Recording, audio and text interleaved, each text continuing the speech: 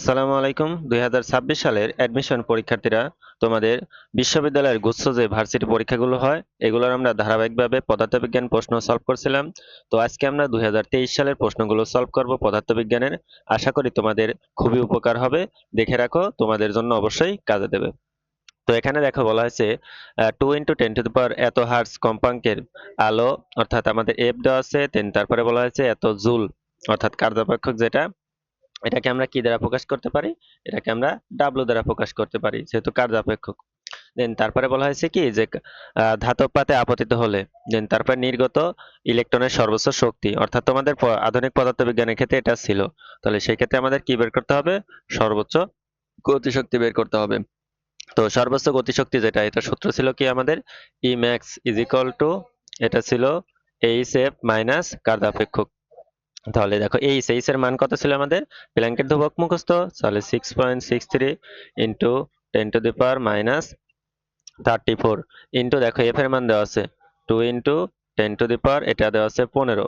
দেন তারপরে কি করবা? মাইনাস কার্যাপেক্ষক, অর্থাৎ 3.26 ইন্টু 10⁻⁻19 জুল। দেন তারপরে দেখো এখান থেকে তুমি সরাসরি ক্যালকুলেশন করতে পারবে। 2 দ্বারা 3 গুণ করো, তাহলে 3 দুগুণ 6, তারপরে 6 সাথে গুণ করলে 6 দুগুণ 12, অর্থাৎ 2 হাতে থাকবে 1, তারপরে 6 দুগুণ 12 একে 13, অর্থাৎ 13.26 ইন্টু 10⁻, এখানে দেখো কত আছে? -34, আর এখানে +15। তো সেই ক্ষেত্রে তোমাদের এখানে যেটা থাকবে সেটা হবে হচ্ছে গিয়ে তোমার -19। দেন তারপরে কি করবো? -3.26 ইন্টু 10⁻⁻19। তো এখন দেখো এখানেও 10⁻⁻19, এখানেও 10⁻⁻19। তাহলে কি করবা? এইটুকের সঙ্গে এইটুক বিয়োগ করবা। তো এইটুকের সঙ্গে যদি বিয়োগ করো তাহলে তোমাদের কত আসবে? এইটুকের সাথে দেখো এখানে আছে তোমাদের, দেন দেখবে এখান থেকে যেটা থাকবে তোমাদের 10, অর্থাৎ 10 ইন্টু 10⁻⁻19। দেখ এখানে যেহেতু 10 আকারে নেই কো, অর্থাৎ 1 আছে, তাহলে 1 ইন্টু 10⁻⁻18 জুল। তাহলে পরে এটা দেখো কোথায় আছে? 1 ইন্টু 10⁻⁻18, এ নম্বরটা, অর্থাৎ এ নম্বর তোমাদের এটা অ্যান্সার। দেন তারপরে দেখো কি করবা? কোনো একটি যৌগের মধ্যে একই উপাদান কিছু তেজস্ক্রিয় পদার্থ বিদ্যমান, তেজস্ক্রিয় পদার্থের অর্ধায়ু দেওয়া আছে ল্যামডা, দেন তারপরে বলা হয়েছে, সরি, অর্ধায়ু হচ্ছে কি টি হাফ। দেন তারপরে দেওয়া আছে কি 100 বছর পর ওই তেজস্ক্রিয় পদার্থের কত অংশ অবশিষ্ট থাকবে? কত অংশ অবশিষ্ট থাকবে এটা কিভাবে বের করবে বলছিলাম? 2⁴n। আর এনটা কিভাবে বের করবা? এনটা বের করবা, এখানে কত বছর পরের কথা বলছে? 100 বছর, তাহলে 100 দিবা। আর এখানে কত বছর অর্ধায়ু দেওয়া আছে? 25, তাহলে এটা 25 দিবা নিচে। তাহলে দেখো কাটাকাটি করলে কত হয়? 4, অর্থাৎ 4। তাহলে পরে কত অংশ থাকবে? 2⁴, অর্থাৎ 1/16, অর্থাৎ অ্যান্সার হবে ডি নম্বরটা। এটা দেখে রাখবা, তোমাদের উল্টা প্রসেস আকারেও দিতে পারে, অবশ্যই এটা তোমাদের দেখতে হবে। দেন তারপরে বলছে সরল দোলন সন্দিত গতির সমীকরণ। তো এটা ডিরেক্ট দিয়েছে, এটা ডিরেক্ট তোমাদের কি ছিল? যে d square x divided by dt square plus omega square x minus 0, অর্থাৎ এটার অ্যান্সার হবে তোমাদের বি নম্বরটা। দেন তারপরে দেখো বলছে একটি সরল সন্নিহিত দোলনের সর্বোচ্চ বেগ, অর্থাৎ ভি ম্যাক্স দেওয়া আছে। দেন তারপরে বলা আছে কি বিস্তার এ দেওয়া আছে। এখন বলা হয়েছে পর্যায়কাল কত? তো এখন যেটা করবা সেটা আমাদের ভি ম্যাক্স এর সূত্র কি? V max is equal to omega A, এটা এ ধরতে পারো যেহেতু বিস্তার দেওয়া আছে। তো এটা আমরা বড় হাতের এ ধরলাম। দেন তারপরে কি করবা? ভি ম্যাক্স এর তো মান দেওয়া আছে। তো এখানে দেখো ওমেগা, ওমেগা মানে কত? Omega equal to 2π divided by T. তো এখন এখান থেকে কি করবা? 2π divided by T into A. তো এরপরে ভি ম্যাক্স। দেন তারপরে দেখো এখান থেকে কি বের করতে হবে আমাদের? পর্যায়কাল, অর্থাৎ এই যে টিটা বের করতে হবে। তাহলে টিটা নিয়ে এলাম। দেন 2 ইন্টু পাই। দেন তারপরে কি করবা? এর মান দেওয়া আছে কত? দেখো এই যে বিস্তার 0 পয়েন্ট, তো 0.06, এটাকে আমরা কি লিখতে পারি? 6/100। তাহলে এটা কি করবা? 6/100 ক্যালকুলেশনের সুবিধার্থে। দেন তারপরে কি করবা? যে এখানে কত দেওয়া আছে বেগ? 0.3। তো 0.3 এটাকে আমরা কি লিখতে পারি? 3/10। তাহলে এখানে বসাও 3/10। ওকে। তাহলে এখন দেখো কাটাকাটি করা যায়। এখানে শূন্য কাটো, এখানে শূন্য, দেন 3 সাথে 6 কাটো, তাহলে এখানে হবে 2। দেন তারপরে কি করবা? এই যে 2 সাথে 4 গুণ দাও। তাহলে পরে এখানে যেটা হবে তোমাদের 2π ইন্টু 6, দেন 3 পয়েন্ট এত,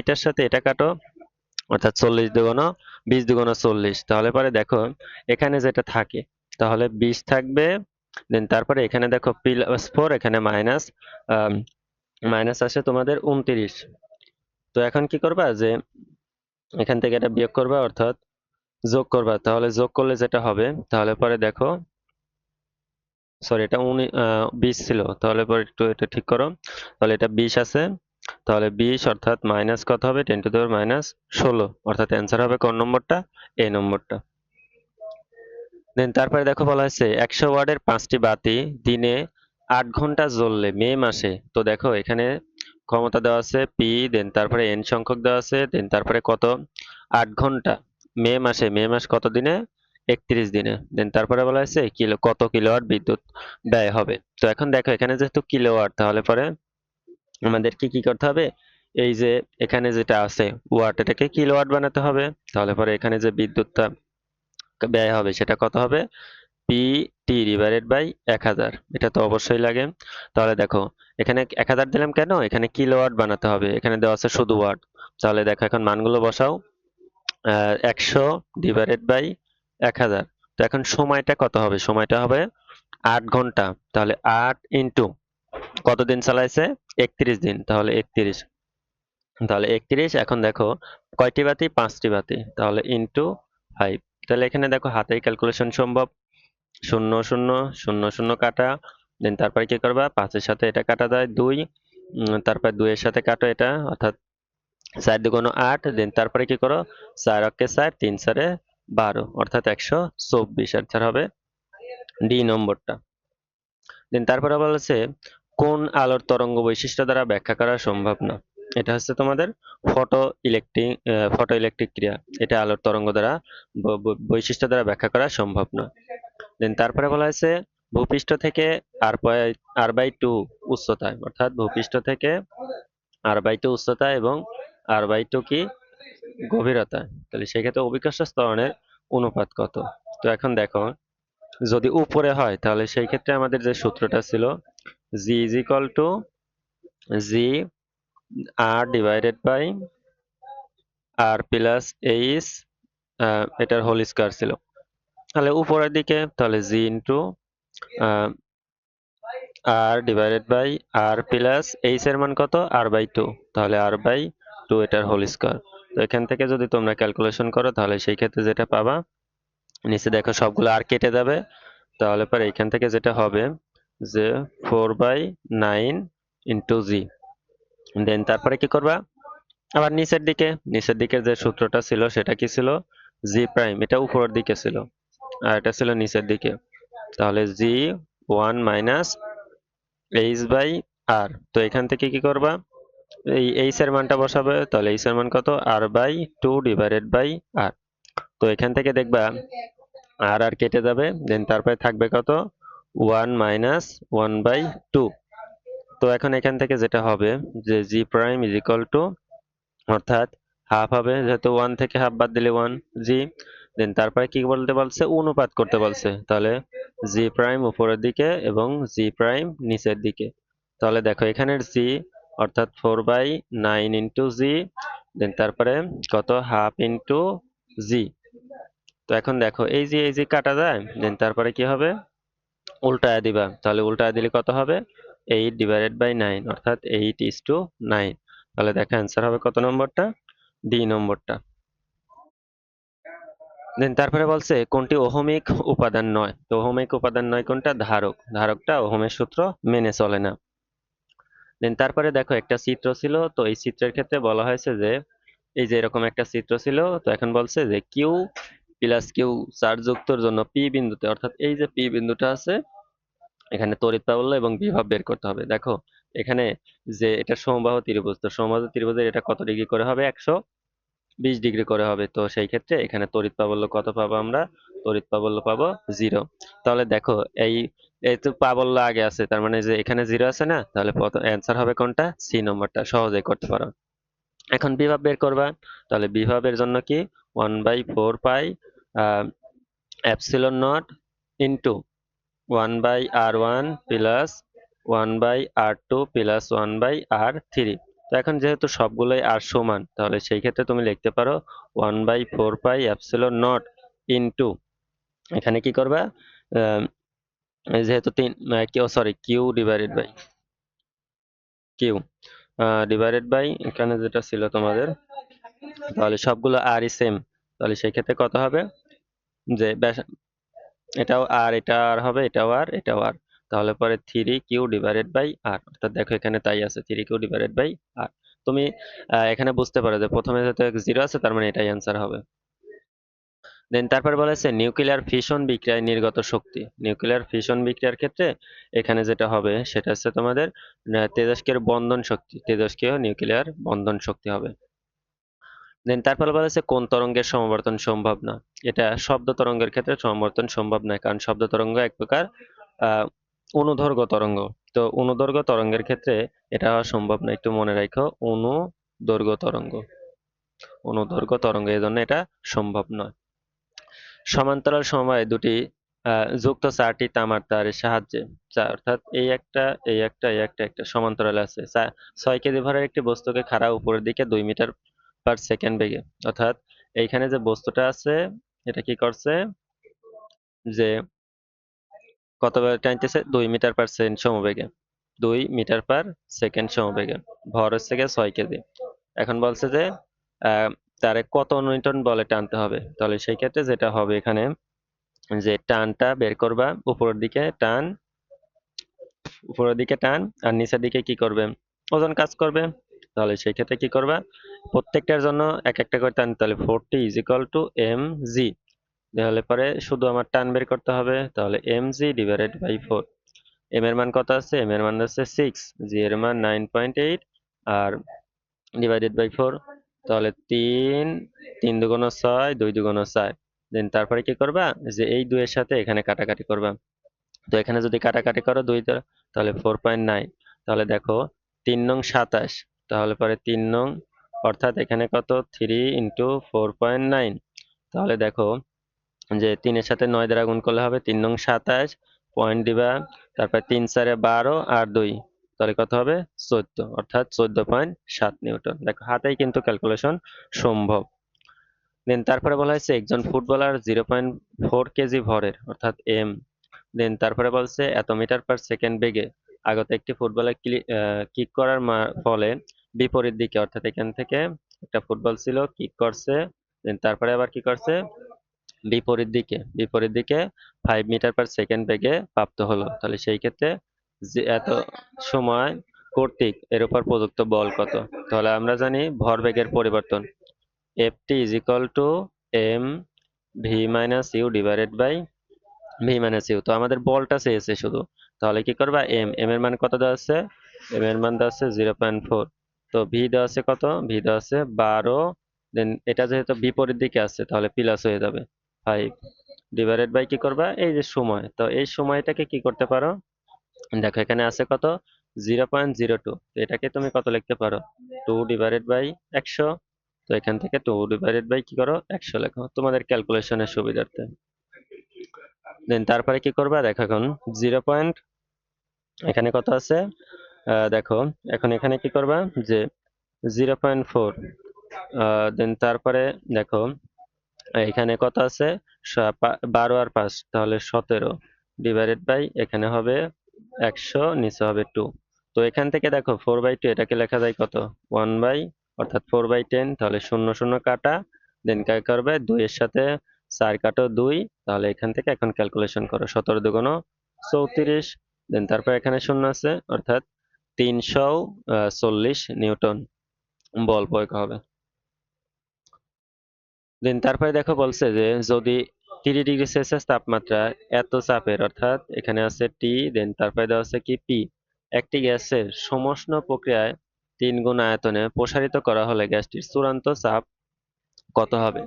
তো এখন এখানে যেটা করবা যে এখানে বলছে সমষ্ণ, এই যে সমষ্ণ প্রক্রিয়া, তো সমষ্ণ প্রক্রিয়ার ক্ষেত্রে কি আমরা জানি যে বয়েলের সূত্র P1V1 is equal two P2V2।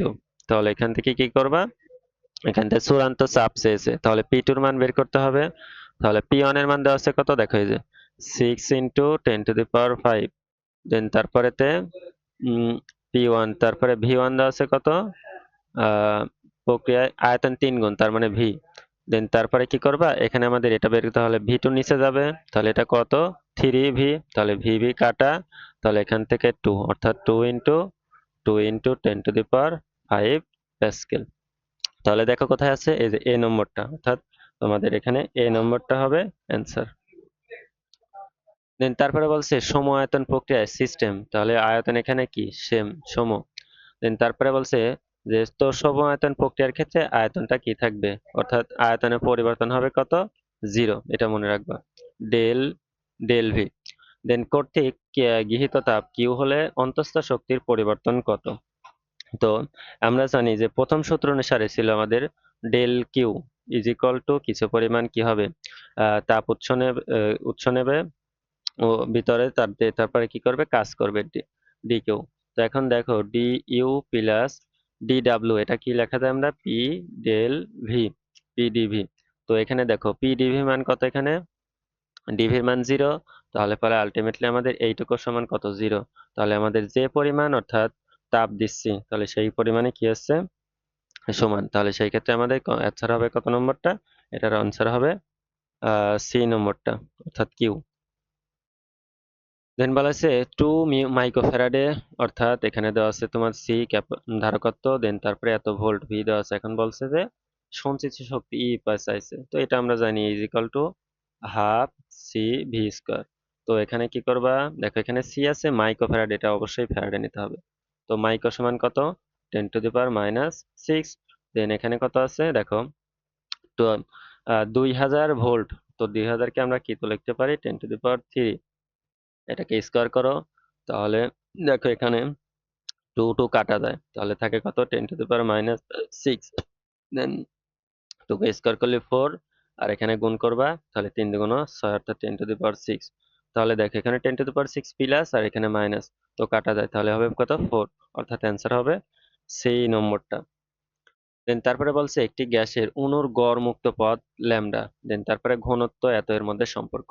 তো আমরা জানি গড় মুক্ত পদের সূত্র 1/, যেটা 1/√2 n পাই সিগমা স্কয়ার। তো এখানে দেখো এই যে n অর্থাৎ একক আয়তনে অণুর সংখ্যা। তো একক আয়তনে অণুর সংখ্যা আহ, এটার আবার তোমার রোর সাথে সম্পর্ক সমানুপাতিক।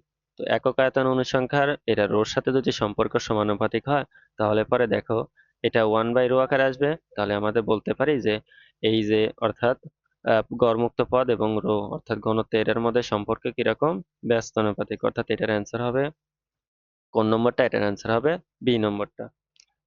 দেন তারপরে বলা হয়েছে এত শক্তি দেওয়া আছে, ই দেওয়া আছে। দেন তারপরে বলা হয়েছে একটি ইলেকট্রনের ভর কত। তো এখন দেখো এখানে গতি শক্তি সম্পন্ন। তো এখন এখানে তোমাদের আধুনিক পদার্থবিজ্ঞানের সূত্র অনুসারে কাজ করতে হবে। তো এখানে যেটা করবা, e k is equal to, আমরা জানি যে গতিশক্তি m minus M naught into c square. তো এখন এখান থেকে কি করবা, ই কে এর মান দেওয়া আছে 9 × 10⁻⁻15 is equal to M minus M not. Then তারপরে কি করবা, সি। তো সি এর মান তো তোমাদের জানা আছে। তো সি এর মান কত? সি এর মান 3 × 10⁸। তো এটার স্কোয়ার আছে, স্কোয়ার করে দাও। তাহলে পরে এখানে কি করবা, দেখো M minus M not is equal to, then তারপরে কি করবা, যেহেতু ভাগ হবে তাহলে 9 × 10⁻⁻15 ডিভাইডেড বাই এখানে কত আছে স্কোয়ার। তাহলে 9 × 10⁻⁸। দেন তারপরে 9 9 কাটা যায়। দেন তারপরে কি করবা, এখানে আছে কত 15 আর নিচে 16। তাহলে পরে এখানে হবে কত 10⁻⁻31।